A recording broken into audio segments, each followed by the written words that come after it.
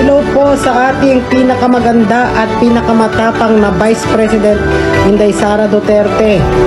Sobrang idol ko po kayo.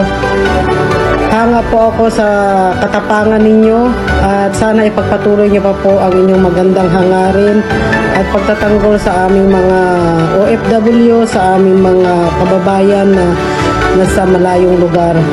Alam ko po na totoo ang hangarin ninyo sa ating bansa na maglingkod kayo. At alam niyo po, marami na akong basher dahil sa pagtutanggol sa inyo, lalo pa noon. Simula pa noon kay Tatay Digong, idol ko po talaga si Tatay Digong. Sobrang malasakit niya sa ating mga kababayan. At alam ko po, ganun din po ang hangarin ninyo, kagaya po kay Tatay Digong.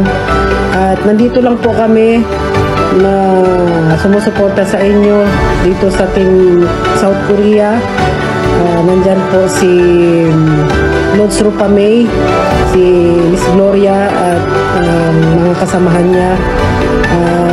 Nagpapasalamat din po ako na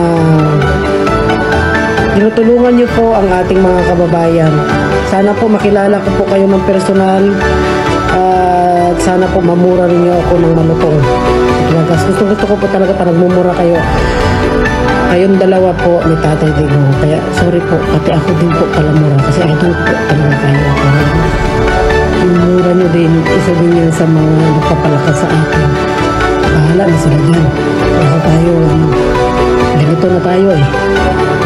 Merry Christmas and Happy New Year. Ingat po kayo lagi at sana po mas habaan pa ng Panginoon ang